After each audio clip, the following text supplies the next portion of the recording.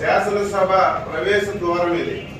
తెలుగుదేశం శాసనసభ్యులందరం కూడా 5 నిమిషాల తక్కువ 9కి వచ్చి సభలు 9 గంటలు జరపాలని చెప్పి నోటీస్ ఇచ్చారు కాబట్టి మేము 5 నిమిషాల తక్కువ 9కే వచ్చాం.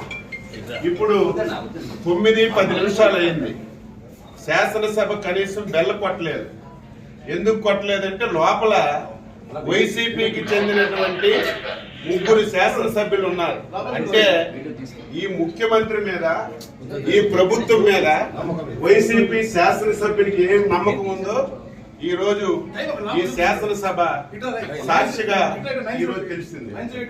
ఏది ఏమైనా సరే ప్రజాస్వామ్యాన్ని నమ్మినటువంటి వ్యక్తులుగా శాసనసభలో మాకు ఏ అవకాశాలు ఇవ్వకుండా, ప్రజా సమస్యలు లేవనెత్తకుండా, మమ్మల్ని ఎన్ని అవమానాలకు గురి చేసిన ప్రజల గురించి శాసనసభకు వచ్చి మా బాధ్యతని మేము నిర్వహిస్తున్నాం.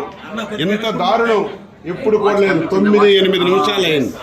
ఇంత దారుణం ఏది ఏమైనా సరే ఈ 5 సంవత్సరాలు ఈ శాసనసభలో ఈ రాష్ట్రానికి ఉపయోగపడినటువంటి ఒక్క చట్టం కూడా చేయలేదు. ఈ శాసనసభలో ఏ చట్టం చేసినా సరే ఈ రాష్ట్ర వినాశనానికి దారితీసిన చట్టాలే చేశారు. అందుకే ఈరోజు ఈ విషయాలన్నీ ప్రజలకు తెలియజేస్తున్నాం. దయ ఉంచి ప్రజలారా ప్రతి ఒక్కరు ఆలోచించండి. శాసనసభ అంటే ఈ రాష్ట్రానికి ఒక దేవాలయం.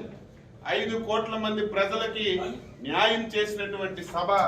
ఈ సభని ఇంత దారుణంగా తయారు చేశారు. ఈ రోజు జగన్మోహన్ రెడ్డి ముఖం చూడాలన్నా, శాసనసభకు రావాలన్నా నీ శాసనసభ్యులే ఈ రోజు రావడం లేదంటే ఇప్పటికైనా సిగ్గు తెచ్చుకోమని చెప్పి ఈ సందర్భంగా కోరుతున్నాం. 10 నిమిషాలు అయింది. మేము ప్రజాస్వామ్యాన్ని నమ్మిన వాళ్ళగా శాసనసభని గౌరవించాలని 5 నిమిషాల తక్కువ 9కి వస్తే నీ అధికార పార్టీ సభ్యులు ఒక్కరు కూడా రాలేదంటే బుద్ధి తెచ్చుకో.